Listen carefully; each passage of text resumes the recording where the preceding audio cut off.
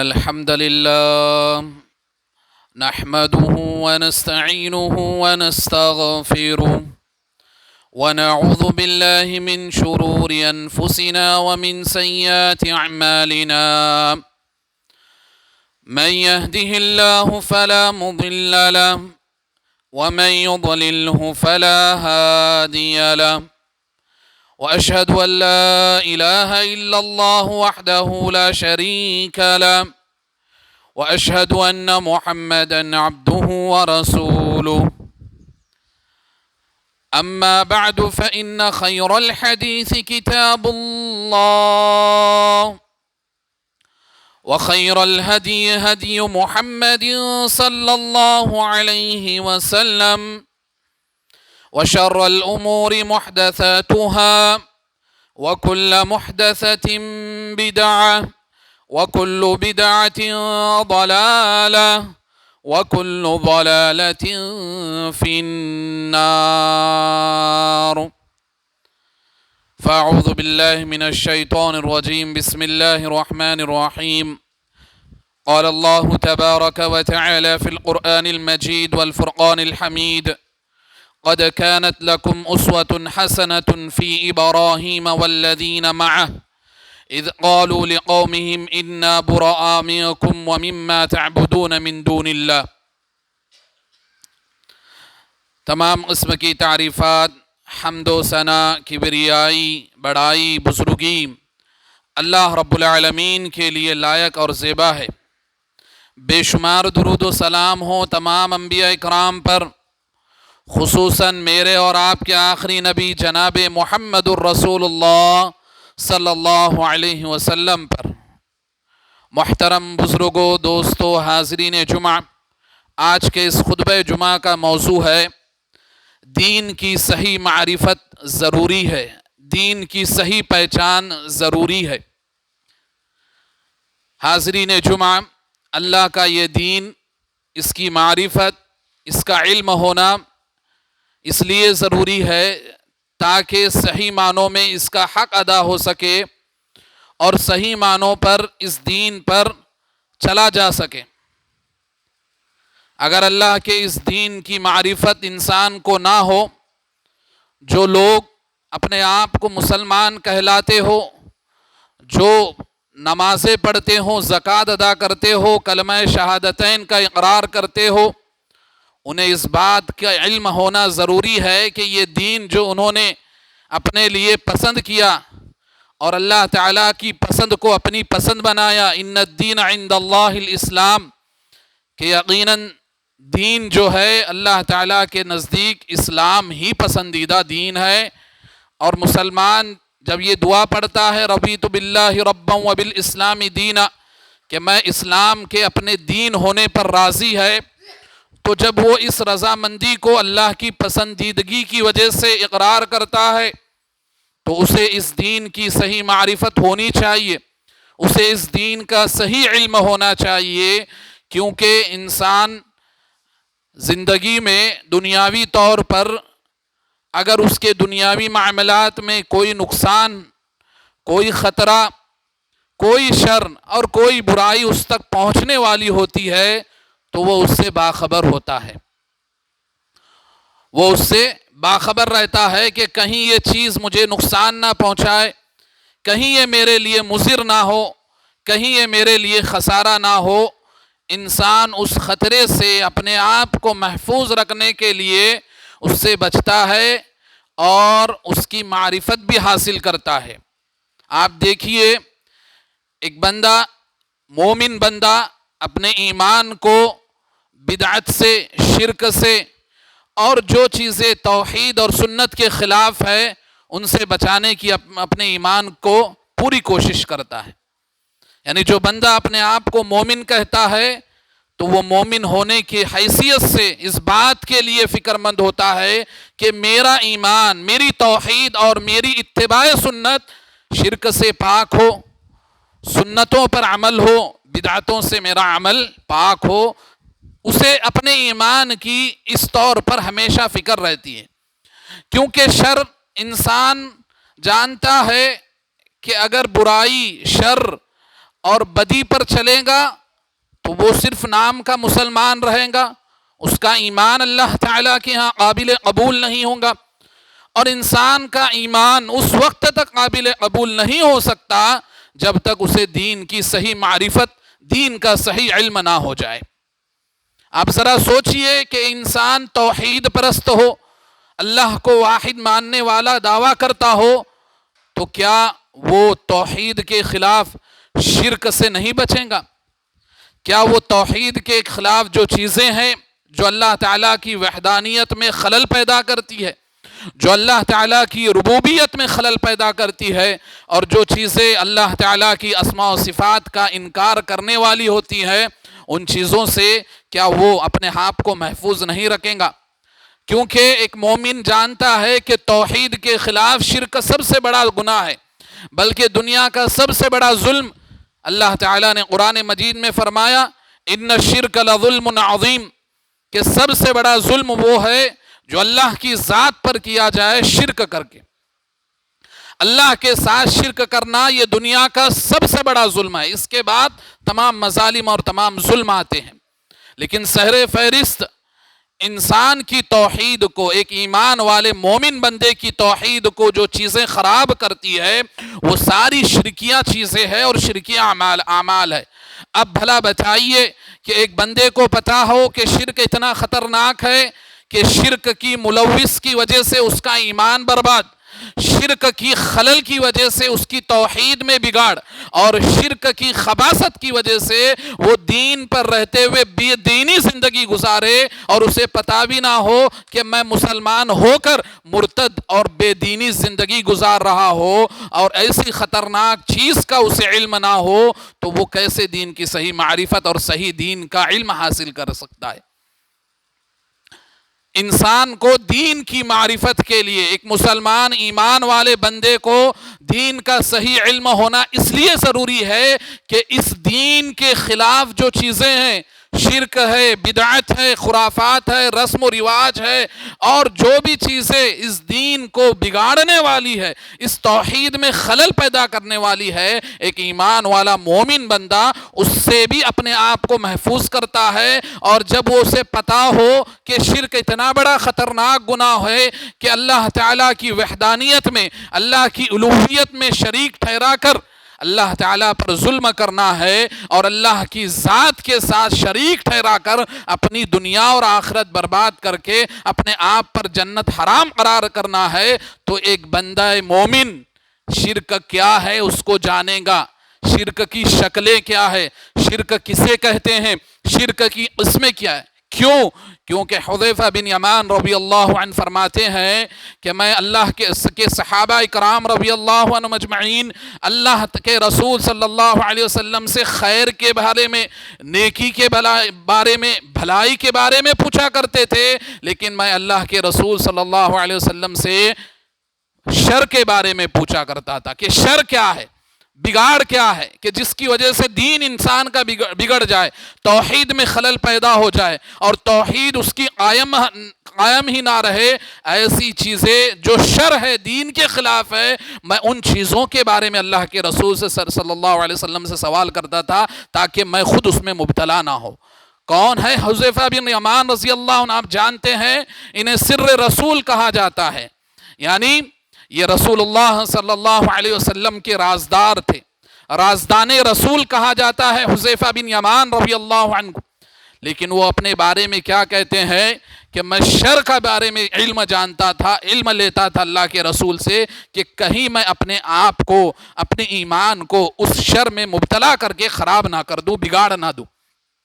ایک بندہ مومن کو اس بات کی فکر ہونی چاہیے کہ اس کی توحید کو اور اتباع سنت کو، یعنی نبی کی سنت میں خلل پیدا کرنے والی چیزوں کو، اور توحید کے خلاف جو شرک ہے، سنت کے خلاف جو بدعتیں ہیں، اس کا جاننے کے لیے وہ ہمیشہ تگ و دو کرتا رہتا ہے۔ اس لیے کہ نبی کریم صلی اللہ علیہ وسلم نے فرمایا تھا کہ اسلام مسلمانوں سے کڑی در کڑی نکل جائے گا، ایک کڑی نکل جائے گا، کہ جیسے ایک موتیوں کا ہار ہو اور وہ ہار پھرو کے بنایا گیا ہو، باندھ دیا گیا ہو، اگر ایک موتی اس ہار سے ٹوٹ جائے تو اس طریقے سے اس راستے سے ساری موتیاں ایک ایک کر کے نکل جاتی ہے۔ ایک رسی ہے، رسی جوڑ کے بنائی جاتی ہے، اگر اس رسی میں سے ایک دھاگا کھول دیا جائے تو باقی دھاگے خود بخود وہ رسی کھل کر بیکار ہو جاتی ہے۔ تو نبی کریم صلی اللہ علیہ وسلم نے فرمایا تھا کہ مسلمانوں سے اسلام کڑی در کڑی، ایک موتی جیسے ہار ٹوٹ گیا، جب ایک موتی نکل گیا تو وہاں سے سارے موتیاں نکل جاتی ہے۔ تو نبی کریم صلی اللہ علیہ وسلم نے فرمایا تھا کہ مسلمانوں میں سے اسلام کڑی در کڑی نکل جائے گا اور مسلمان دین کے نام پر بے دینی زندگی گزاریں گے۔ آج دیکھیے کیا حال ہے مسلمانوں کا۔ آج مسلمان بے دینی زندگی گزار کر بھی اپنے آپ کو نیک اور بہتر سمجھتا ہے۔ آج مسلمان بے دینی اور مرتد والی زندگی گزار کر بھی نبی کریم صلی اللہ علیہ وسلم کی سفارش میں کی خوش فہمی میں مبتلا رہتا ہے، جبکہ نبی کی سفارش بے دینی لوگوں کو، مرتد لوگوں کو نصیب نہیں ہونے والی۔ لیکن انسان ہے کہ نبی کریم صلی اللہ علیہ وسلم کی یہ پیشن گوئی کہ اسلام سے کڑی در کڑی مسلمان نکل جائیں گے، یعنی اسلام ان سے نکل جائیں گا ان کی بے دینی کی وجہ سے، اور سب سے بڑی چیز جو شرک اور بدعات آج مسلمانوں میں عام ہے اس کی وجہ سے ایک مسلمان شرک بھی کرتا ہے، بدعت بھی کرتا ہے اور اپنے آپ کو مسلمان سمجھ کر، دیندار سمجھ کر بے دینی زندگی گزارتا ہے۔ اس لیے دین کا صحیح علم ہونا ضروری ہے کہ وہ اپنے ایمان کو ان ساری خرافاتوں سے، جو خرابیاں، جو بیماریاں اس کے اسلام کو کڑی در کڑی اس کو نکال دیتی ہے اسلام اس کے دل سے، ان ساری چیزوں سے ایک بندہ مومن کو اپنے ایمان کو محفوظ کر لینا چاہیے۔ اور یہ کب ہوگا؟ جب اس کے پاس دین کی صحیح معرفت ہوگی، دین کا صحیح علم ہوگا، دین کی صحیح پہچان ہوگی، اور صحیح علماء سے دین حاصل کرے گا، علم لیں گا، تبھی وہ دین کی صحیح معرفت کی بنیاد پر دین کے اپوزٹ میں، دین کے خلاف، توحید کے خلاف، سنت کے خلاف جو چیزیں ہیں اس سے اپنے آپ کو، اپنے ایمان کو محفوظ کر سکیں گا۔ اسی لیے اللہ تعالیٰ نے ابراہیم علیہ السلام کے بارے میں فرمایا، قد كانت لكم اسوة حسنة في ابراہیم والذین معه اذ قالوا لقومهم انا براء منكم ومما تعبدون من دون اللہ۔ یقیناً تمہارے لیے ابراہیم کی زندگی میں اسوہ اور نمونہ ہے، آئیڈیل ہے، اور جو ان کے ساتھی تھے ابراہیم کے، ان کے زندگی میں بھی تمہارے لیے اسوہ اور نمونہ ہے۔ کیوں؟ کیونکہ انہوں نے جب اپنی قوم سے کہا کہ ہم تم سے اور تمہارے شرک سے بری ہے، دکھی ہے، بیزار ہے۔ یہ اس لیے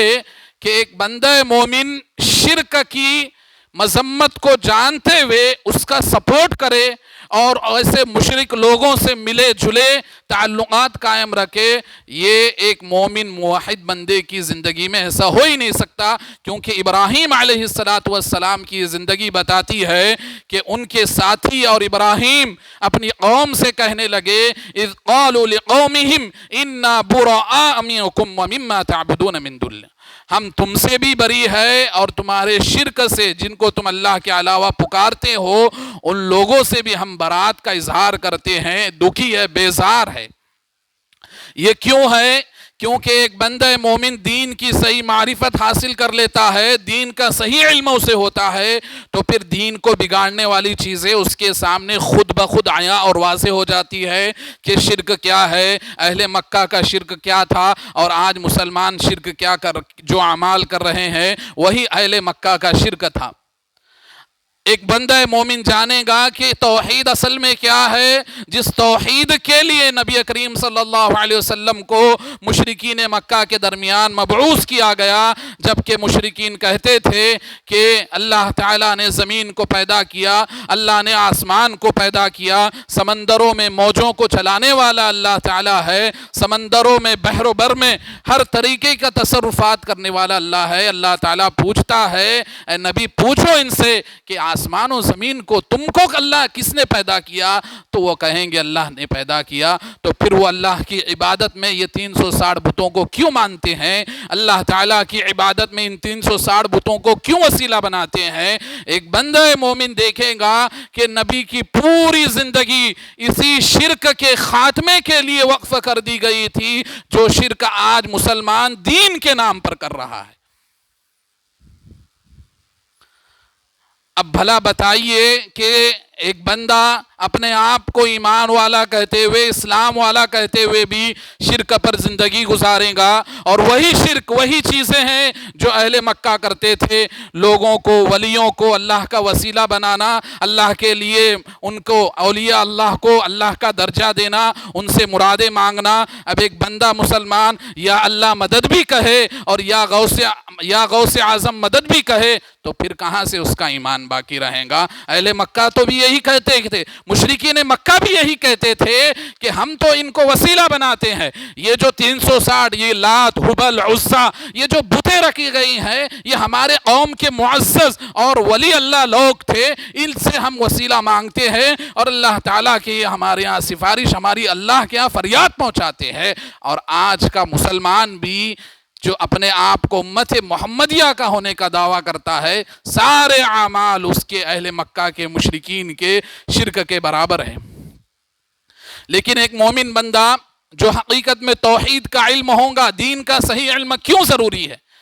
اس لیے ضروری ہے کہ دین کا صحیح معرفت ہوں گی تو ان توحید کے خلاف آنے والے انبار سے، توحید کے خلاف، سنت کے خلاف آنے والی چیزوں سے اپنے آپ کو محفوظ رکھیں گا۔ ایک بندہ بھلا بتائیے کہ نبی کریم صلی اللہ علیہ وسلم کے قول کے خلاف، نبی کی پیروی کے خلاف، نبی کے عمل کے خلاف کوئی کسی کا قول، کسی کا عمل پیش کرے تو کیا اس کا ایمان معتبر رہ سکتا ہے؟ ہرگز نہیں۔ کیا ایسا شخص نبی کی حدیث کے خلاف، نبی کی سنت کے خلاف اور نبی کے قول کے خلاف کسی امام کا، کسی مسلک کا قول بتائے، کیا اس کا ایمان معتبر رہ سکتا ہے؟ ہرگز نہیں رہ سکتا۔ عبداللہ بن مسعود یا عبداللہ بن عمر فرماتے ہیں، صحابہ کہتے ہیں کہ ہم تم کو کہتے ہیں کہ اللہ تعالیٰ نے ایسا کہا، اللہ کے رسول صلی اللہ علیہ وسلم نے ایسا فرمایا، اور تم کہتے ہو کہ ابو بکر اور عمر نے کہا کہ ہمیں تو ڈر ہے کہ کہیں تم پر آسمانوں سے پتھروں کی بارش نہ ہو جائے، تمہیں سنسار نہ کیا جائے، ہمیں ڈر ہے اس بات کا۔ اور آج مسلمان دھڑلے سے نبی کی سنت کی خلاف عمل کرتا ہے، نبی کی احادیث کو ٹھکراتا ہے، محض مسلک کی بنیاد پر، مسلک کی تعصب پر، یا اپنے امام کے قول کی تقلید کی بنا پر نبی کی حدیث، نبی کا قول اس کے نظر میں کوئی حیثیت نہیں۔ اب بھلا بتائیے ایسا شخص کیا اس کا ایمان معتبر رہ سکتا ہے؟ ایسا شخص کا ایمان معتبر ہو سکتا ہے؟ ہرگز نہیں ہو سکتا ہے، گرچہ وہ گفتگو مباحثہ نیک نیتی سے کرے، لیکن نبی کے خلاف اگر کوئی بات کرے، نبی کے قول کے خلاف، نبی کی سنت کے خلاف، نبی کے عمل کے خلاف کسی کا عمل، کسی کا قول، چاہے وہ اولیاء اللہ ہو، چاہے امام ہو، چاہے صحابہ کیوں نہ ہو، نبی کے عمل کے خلاف ان کا بھی عمل ہمارے لیے معتبر نہیں ہے۔ اب بھلا ایک دین کا علم اگر کسی کو نہ ہو کہ توحید کے خلاف شرک اور سنتوں کے خلاف بدعت انسان کو دین سے مرتد کر دیتی ہے، اور مسلمان دین کے نام پر بے دینی زندگی گزارے گا، تو کہاں اسے اللہ تعالیٰ کی مدد حاصل ہوں گی اور کہاں وہ اللہ تعالیٰ کا تقرب اور اللہ کی محبت حاصل کر سکتا ہے، جبکہ دین کے نام پر بے دینی زندگی گزار رہا ہے۔ تو دین کا علم اس لیے ضروری ہے کہ بندہ صرف اپنے آپ کو اسلام والا یا مسلمانوں کی فہرست میں نام لکھانے کے لیے اسلام کا بول بالا نہ کرے، بلکہ رب کی محبت اور رب کا وہ تقرب حاصل کرے جو اللہ کے نیک بندوں نے، اللہ کے رسول نے، اور ان کے بعد صحابہ نے، تابعین نے وہ تقرب اور اللہ کی محبت حاصل کی۔ کس بنیاد پر حاصل کی؟ آپ ذرا سوچیں کہ دین کے خلاف جو چیزیں ہیں انسان اس کو سمجھیں گا تو ان سے بچیں گا، علم حاصل کریں گا۔ اب یہ بھی تو نہیں کہ کوئی یہ کہے کہ اللہ کے یہاں بچ جائے کہ مجھے علم نہیں تھا، علم مجھ تک نہیں پہنچا، یہ عذر بھی ایک بندہ کل قیامت کے دن اللہ کے یہاں پیش نہیں کر سکتا۔ کیونکہ اللہ نے دنیا جہاں ترقی کی ہے دین کو بھی بڑھایا، دین بھی دینی طور پر ترقی کیا ہے، ہر طریقے کے وسائل،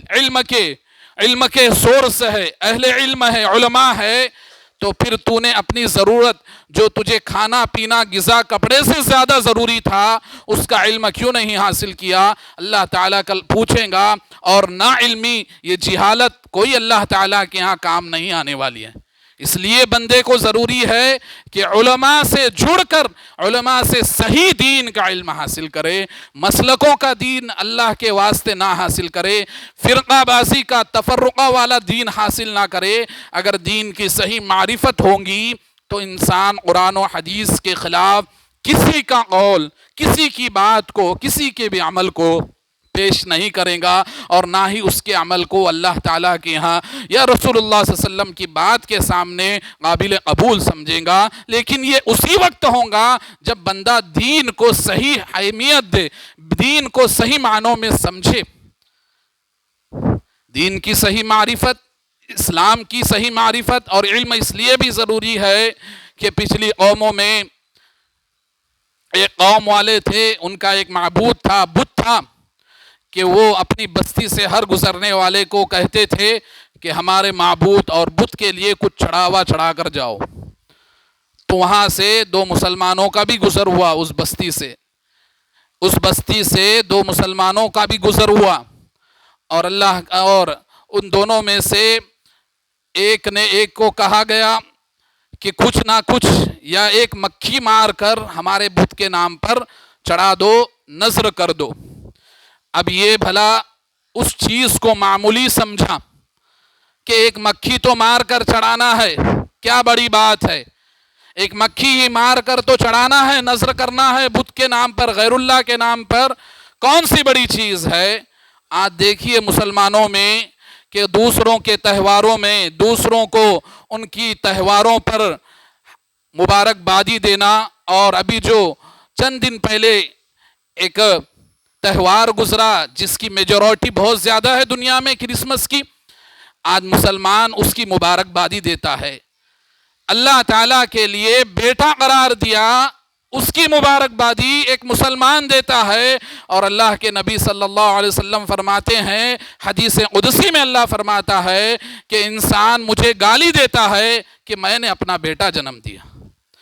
اور آج وہی مسلمان ان لوگوں کے لیے ہیپی کرسمس کہہ کر یا پھر دوسرے قوموں کی تہواروں میں شریک کر معمولی بات سمجھتے ہیں اور شرک کو نہیں سمجھتے۔ جس طرح پہلی قوم میں وہ مسلمان ایک مکھی مار کر چڑھانا کیا بڑی بات ہے، معمولی سمجھا، اور اسے دین کا صحیح علم نہیں، توحید کی عظمت نہیں تھی۔ آج مسلمانوں کا بھی یہی حال ہے کہ غیروں کے تہواروں میں، غیروں کی عیدوں میں، غیروں کے میلوں میں، غیروں کے گڈوں میں، گڈے وغیرہ میں جا کر ان کے شرک کو تقویت پہنچاتی ہے، اور وہاں جو پیسہ خرچ کیا جاتا ہے وہ ساری مندروں پر اور شرک پر ہو رہا ہے، اور ایک مسلمان شرک کے لیے پیسہ خرچ کر رہا ہے۔ اللہ اکبر۔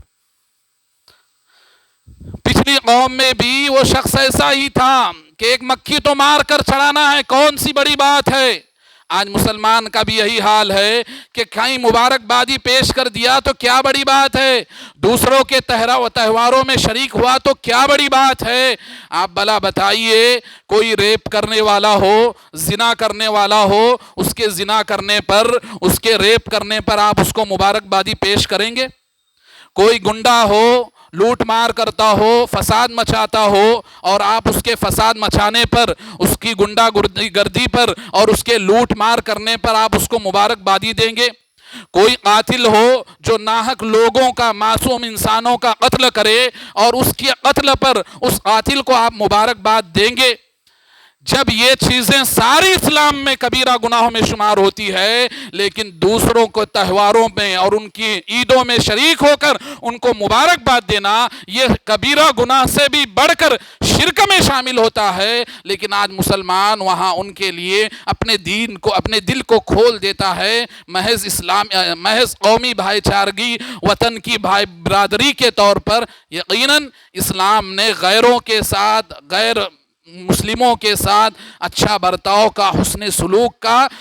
حکم دیا ہوا ہے، لیکن اس کا مطلب یہ نہیں کہ مسلمان برادری وطن کے نام پر اپنے ہی ایمان کو کھوکھلا کرے اور ان کی تہواروں میں، ان کے چیزوں میں، ان کے گڈے پر جا کر ان کو اپنے پیسوں سے نفع پہنچائے۔ یہ اس بات کے لیے نہیں کہ کسی کی نفرت آپ کے دل میں بٹائی جا رہی ہے، یہ اس بات کے لیے کہ آپ کے ایمان کی حفاظت شرک پر پیسہ خرچ ہونے سے محفوظ ہو۔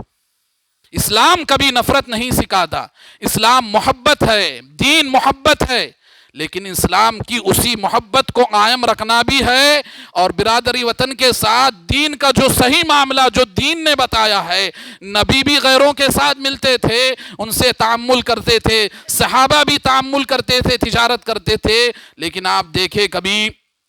اور اتنی دور کی بات کیوں ہے، حضرت ابوالکلام آزاد جو ترجمان القرآن کے مفسر ہے، انہوں نے سیاست میں اور پہلے وزیر تعلیم ہندوستان کے رہ چکے ہیں، اپنے اخبار میں وہ البلاغ چھاپتے تھے، اسلاف پیپر چھاپتے تھے، لیکن کبھی آپ ان کے اخباروں میں، ان کے پیپر میں کبھی دیوالی کی یا کرسمس کی یا کوئی اور دین کی مبارکبادی دی ہو آپ نہیں پائیں گے، جبکہ ان کا اٹھنا بیٹھنا سیاسی لوگوں میں تھا۔ کیوں؟ انسان کے پاس ایمان ویسا ہو، دین کی علم ہو ویسا ہو، تو انسان دوسروں سے برادری وطن کے نام پر انسانیت کے تحت حسن سلوک بھی کریں گا، اور اپنے ایمان کو، توحید کو شرک سے محفوظ بھی رکھیں گا۔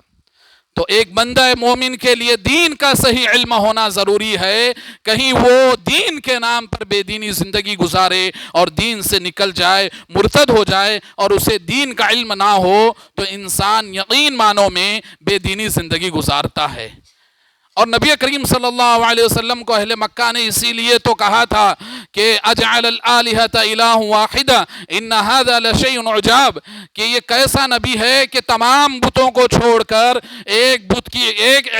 معبود کی عبادت کے لیے بلاتا ہے، یہ کیسی چیز ہے، یہ تو بہت عجیب چیز ہے۔ ایک مشرکین مکہ، اہل مکہ کو بھی یہ بات سمجھ میں آتی تھی کہ قولوا لا الہ الا اللہ کا مطلب یہ ہے کہ سارے معبود کو، سارے ولیوں کا انکار کر کے ان کی عبادت کا ان کا وسیلہ بھی نہیں لینا ہے، ایک اللہ واحد کی ذات کو وحدانیت میں، ربوبیت میں، الوہیت میں، اسماء و صفات میں اکیلا مان کر اللہ کو ماننا ہے۔ یہ اہل مکہ کے مشرک بھی سمجھ گئے تھے، لیکن آج مسلمان دیکھیے دین کے نام پر، اسلام کے نام پر توحید کے خلاف عمل کرتا ہے، دین کے خلاف عمل کرتا ہے، سنت کے خلاف عمل کرتا ہے، اور دین کے نام پر بے دینی زندگی گزارتا ہے۔ اس لیے مسلمانوں کو چاہیے، ضروری ہے کہ ہم دین کی صحیح معرفت حاصل کریں، علم لیں، اہل علماء سے جڑے، جو بھی ہمارے مسئلے مسائل ہو علماء سے پوچھے، علماء سے